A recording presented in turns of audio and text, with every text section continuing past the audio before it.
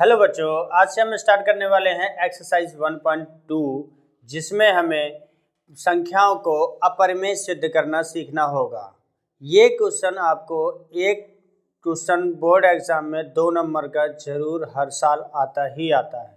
तो आज हम ये 2 नंबर पक्के करने वाले हैं क्योंकि आज हम संख्याओं को अपरिमेय सिद्ध करना सीखेंगे। चलिए स्टार्ट करते हैं। फर्स्ट नंबर पे हमें सिद्ध करना है कि सिद्ध कीजिए कि √5 एक अपरिमेय संख्या है। आप जैसा कि आपको पता है कि √5 अपरिमेय संख्या है क्योंकि ये √ से बाहर नहीं निकल सकती है और वो सभी संख्याएं जो √ से बाहर नहीं निकल सकती हैं वो अपरिमेय संख्याएं होती हैं। बट हमें इसको क्या करना होगा, पूरा कैलकुलेशन करके सिद्ध करना होगा कि √5 जो है वो एक अपरिमेय संख्या है। चलिए स्टार्ट करते हैं। सबसे पहले हमें क्या करना होगा, इसका अपोजिट, इसका उल्टा हमें मान लेना होगा कि √5 एक परिमेय संख्या है। हम मान लेते हैं कि माना P/Q एक परिमेय संख्या है। P/Q एक परिमेय संख्या है जो हम इसी √5 के बराबर कर देते हैं, जो √5 के बराबर है। क्लियर। अब यहाँ पे हमें P और Q को शो करके दिखाना होगा ये क्या है। तो हमने लिखा जहां P व Q सह अभाज्य संख्याएं हैं। क्या है? सह अभाज्य संख्याएं हैं। क्लियर। तो ये हमारा हो गया, माना P/Q एक परिमेय संख्या है जो √5 के बराबर है, जहां पे P और Q सह अभाज्य संख्याएं हैं। अब आप पूछेंगे मुझसे सह अभाज्य संख्याएं कौन सी संख्याएं होती हैं? तो सह अभाज्य संख्याएं वे संख्याएं होती हैं जिनका HCF 1 होता है, एक होता है। यानी कि जो P के हम जब गुणनखंड करेंगे और Q के गुणनखंड करेंगे तो दोनों के गुणनखंड में कुछ भी संख्या उभयनिष्ठ नहीं होगी, यानी कोई भी गुणनखंड कॉमन नहीं होगा। अब हम क्या करेंगे, इसको सॉल्व करते हुए P और Q में एक कॉमन गुणनखंड लाएंगे। अगर हमने ऐसा कर दिया तो जो हमने माना है ये हमारा रॉन्ग हो जाएगा और हम ये कह सकते हैं कि जो हमने माना था वो गलत है, यानी कि √5 परिमेय नहीं एक अपरिमेय संख्या है। आप इसी तरीके से √5, √2, √3, √7, √11, √10 किसी को भी आपको हल करना हो जो √ से बाहर नहीं निकलता है तो हम उसको अपरिमेय सिद्ध करते हैं इसी एक फॉर्मूले से। क्लियर। तो अब हम स्टार्ट करने वाले हैं इसका सॉल्यूशन। हमने क्या किया है कि माना P/Q एक परिमेय संख्या है जो √5 के बराबर है, जहां पे P व Q सह अभाज्य संख्याएं हैं। अब हम इन दोनों को कर लेते हैं यहाँ पे बराबर। अब हमें क्या करना होगा, इसका √ हटाना होगा। तो हम यहाँ पे लिखेंगे दोनों पक्षों का वर्ग करने पर। तो हम क्या करेंगे, P/Q का होल स्क्वायर करेंगे और √5 का होल स्क्वायर करेंगे। तो यहाँ हो जाएगा P²/Q² बराबर 5। √5 का स्क्वायर कितना आएगा? 5। ये हम क्रॉस इंटू करेंगे तो P² बराबर हो जाएगा 5Q²। आप यहाँ पे देख सकते हो कि ये 5 यहाँ इसके साइड बटे में आएगा, यानी कि P² में 5 से भाग जाएगा। तो हम यहाँ लिखेंगे कि P² 5 से विभाज्य है, अतः P भी 5 से विभाज्य होगा। इस प्रकार हमने क्या किया कि P का एक गुणनखंड 5 निकाल लिया है, जिसमें P 5 से P में भाग जा रहा है, वो विभाज्य है। अब हम क्या करते हैं, अतः P बराबर यहाँ पे 5 और एक और दूसरा पूर्णांक ले लेंगे। 5 के बाद जैसे PQR ले लिया हमने, P बराबर 5R, जहां R एक पूर्णांक है। क्लियर। तो अब हमने P बराबर लग दिया 5R। अब हम क्या करेंगे कि P की जगह ये 5R पुट कर देंगे, तो यहां पे हो जाएगा P² बराबर 5Q² था, तो P की जगह हम लिख देंगे 5R का होल स्क्वायर बराबर 5Q²। तो ये हो जाएगा 25R² बराबर 5Q²। ये 5×25 कट जाएगा, यानी ये आएगा 5R² बराबर Q²। अब आप देख सकते हो ये 5 गुणा में है, ये भी यहाँ पे Q² के भाग में जाएगा। तो फिर से हम वही लैंग्वेज लिखेंगे कि Q² 5 से विभाज्य है, अतः Q भी 5 से विभाज्य होगा। तो यहाँ पे हमने क्या देखा कि Q² में भी 5 से भाग जा रहा था, तो Q में भी 5 से भाग जाएगा। अब आप देख सकते हो P में भी 5 से भाग जा रहा है और Q में भी 5 से भाग जा रहा है। तो हमें क्या पता चला, इस प्रकार P व Q का एक उभयनिष्ठ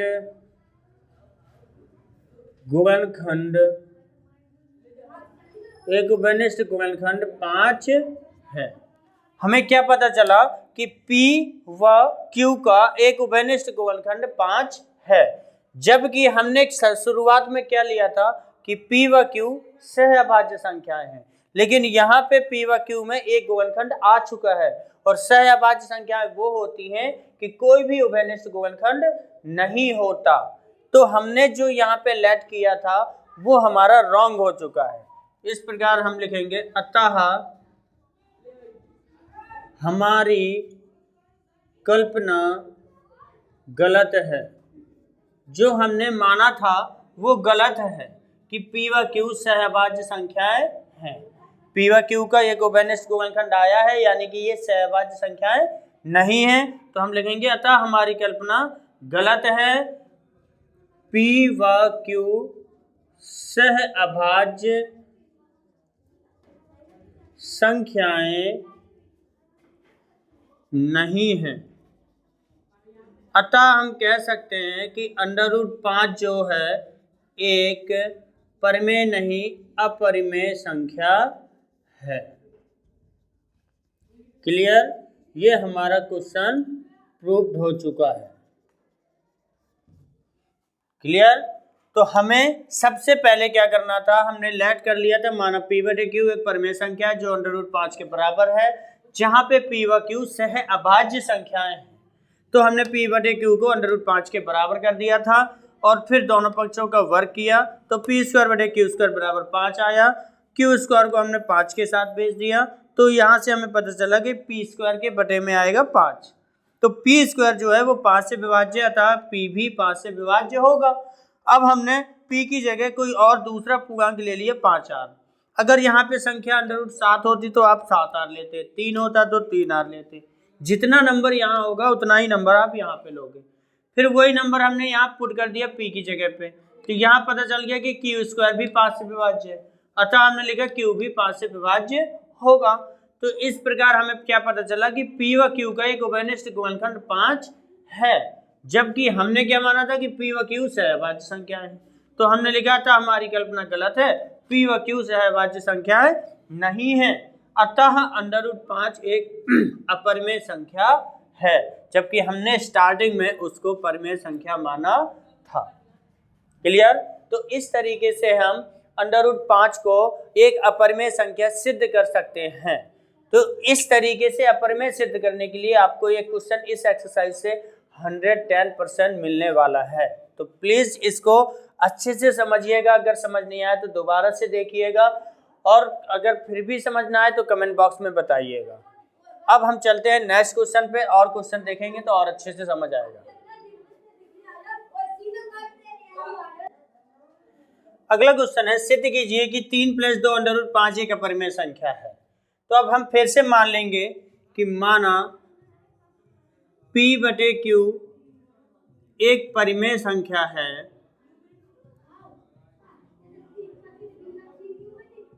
जो P बटे जो गिवन होगा उसी के बराबर कर देंगे, यानी कि 3 प्लस 2 अंडर रूट 5 के बराबर है। और यहाँ पे हम मानेंगे जहाँ P व Q पूर्णांक हैं। अब हमने P और Q को पूर्णांक मान लिया है, क्योंकि पूर्णांक बटे पूर्णांक होगा तो आपकी एक परिमेय संख्या ही आएगी। अब हमने इसको लिख लेना है P बटे Q बराबर है 3 प्लस 2 अंडर रूट 5। आप जान सकते हो 3 परिमेय संख्या है, सिर्फ अंडर रूट 5 अपरिमेय संख्या है। तो हम क्या करेंगे, अपरिमेय संख्या को अकेला रहने देंगे, यानी 3 को लाएंगे इस तरफ। P बटे Q माइनस 3 बटे 1 बराबर 2 अंडर रूट 5। यहाँ एलसीएम लेंगे Q तो ये हो जाएगा P minus 3Q is equal 2 under root 5। ये 2 गुणा में है, ये भी भाग में आएगा तो P minus 3Q upon Q और 2 आएगा तो 2Q is equal under root 5। आप जानते हो किसी भी परिमेय संख्या में किसी भी नंबर से गुणा किया जाता है, भाग किया जाता है, तो वो परिमेय ही रहती है। लेकिन जो अंडर रूट 5 है ये तो आपको साफ साफ दिख रही है कि ये अपरिमेय संख्या है। तो अब हम यहाँ पे लैंग्वेज लिखेंगे कि P minus 3Q upon 2Q एक परिमेय संख्या है, परिमेय संख्या है, तथा जो ये अंडर रूट 5 है, अंडर रूट 5 कैसी है, एक अपरिमेय संख्या है।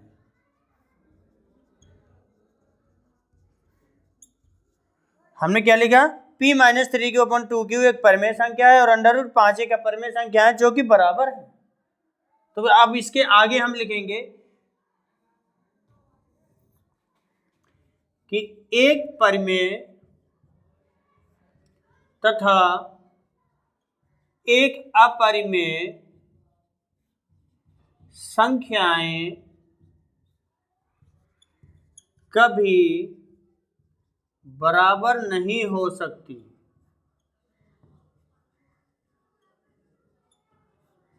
क्योंकि एक परिमेय है और एक अपरिमेय और दोनों कभी बराबर नहीं हो सकती। अतः हम लिखेंगे अतः हमारी कल्पना गलत है। जो हमने शुरुआत में कल्पना की थी वो हमारी कल्पना गलत है। हम लिख देंगे जो 3 प्लस 2 अंडर रूट 5 है एक अपरिमेय संख्या है। हमें कुछ नहीं करना होता है, जो हमने माना है, जो हमने लेट किया है, हमें उसको गलत साबित करना होता है। और वो जब गलत हो जाता है तो हम कह सकते हैं कि जो हमारी संख्या है वो एक अपरिमेय संख्या है। तो यहाँ पे हमने कुछ भी सॉल्यूशन नहीं किया है। P बटे Q संख्या माना था जो परिमेय संख्या है, जो 3 प्लस 2 अंडर रूट 5 के बराबर है, उसके हमने बराबर कर दिया। 3 को इस साइड लिया, एलसीएम लिया, 2 को अपॉन में कर दिया। फिर हमें पता लग गया कि एक परिमेय और एक अपरिमेय हो गया। तो एक परिमेय और एक अपरिमेय कभी बराबर नहीं हो सकती, अतः हमारी कल्पना गलत है। 3 प्लस 2 अंडर रूट 5 एक अपरिमेय संख्या है। क्लियर? चलते हैं नेक्स्ट क्वेश्चन पे। अगला क्वेश्चन और लास्ट क्वेश्चन है, सिद्ध कीजिए निम्नलिखित संख्याएं अपरिमेय हैं। जिसमें फर्स्ट नंबर पे हमें लिखा हुआ है 1 बटे अंडर रूट 2।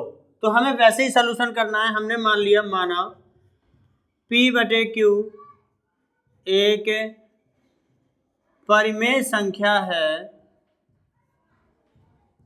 जो दिया है उसी के बराबर कर दो। 1 बटे अंडर रूट 2 के बराबर है, जहां P व Q पूर्णांक है।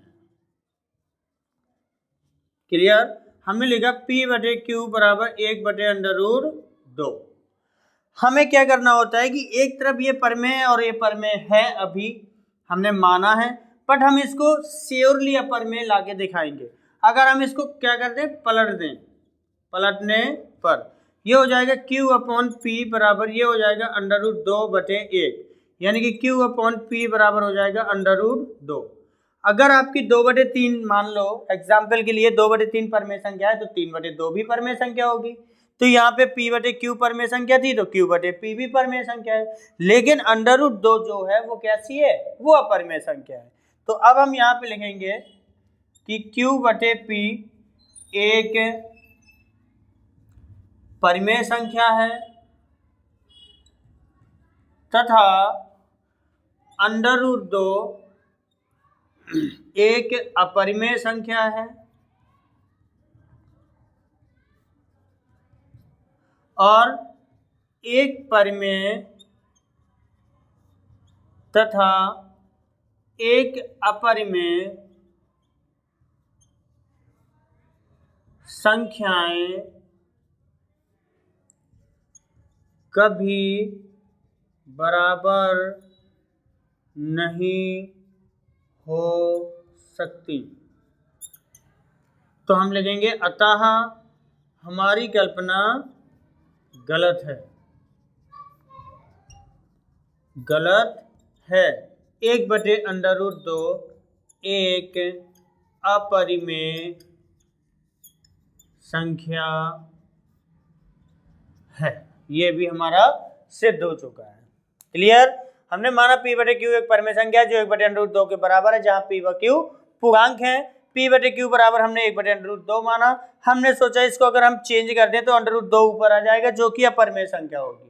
और फिर ये लैंग्वेज हमें सभी कॉमन क्वेश्चनों में लिखनी होती है कि इस साइड की परिमेय संख्या है Q/P और √2 एक अपरिमेय संख्या है, जो कि एक परिमेय एक अपरिमेय कभी बराबर नहीं हो सकती है। तो हमारी कल्पना गलत है। हमने जो लेट किया था 1/√2 वो एक अपरिमेय संख्या है।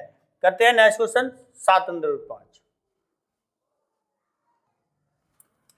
सेकंड है 7/5। इस पे भी हम मान लेंगे, माना P/Q एक परिमेय संख्या है जो किसके 7/5 के बराबर है, जहां P व Q पूर्णांक है। सेम लैंग्वेज है सभी क्वेश्चनों में। हम क्या करेंगे, P/Q बराबर 7/5 मान लेंगे। अब आपको पता है कि √5 अगर अकेला हो जाए तो ये कैसी हो जाएगी, अपरिमेय। तो ये 7 गुणा में हम इसको बटे में लाएंगे, P/, हो जाएगा 7Q बराबर √5। अब ये परिमेय नहीं है। यहाँ तक तो हमने इसको परिमेय दोनों को बराबर माना था। अब ये परिमेय नहीं है क्योंकि √5 हमें साफ साफ पता है कि अब परिमेय संख्या होती है। तो अब आप लिखोगे P/7Q एक परिमेय संख्या है तथा √5 एक अपरिमेय संख्या है। और ये आपको अच्छे से पता है, अभी आपने पीछे के क्वेश्चनों में लिखा कि एक परिमेय तथा एक अपरिमेय संख्याएं कभी बराबर नहीं हो सकती। तो आप लिख दोगे अतः हमारी कल्पना गलत है। हमारी कल्पना गलत है। हम लिख देंगे 7/5 एक अपरिमेय संख्या है। बहुत आसान सवाल होते हैं, बस एक कॉमन लैंग्वेज जो होती है सभी क्वेश्चनों के लिए, वो कॉमन लैंग्वेज हमें लर्न करनी पड़ती है और हम वही लैंग्वेज सभी क्वेश्चनों में यूज करते हैं। आई होप क्वेश्चन अच्छे समझ आया होगा। अब चलते हैं लास्ट पॉइंट 6 + √2 पे। थर्ड और लास्ट पॉइंट है 6 + √2। हम फिर से मान लेंगे वही, माना P/Q एक परिमेय संख्या है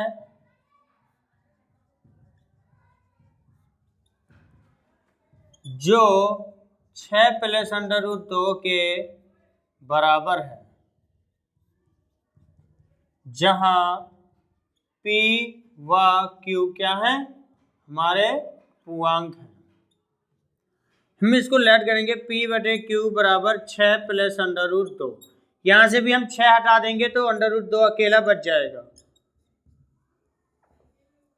बराबर √2। तो यहाँ Q एलसीएम लोगे, ये हो जाएगा P - 2Q।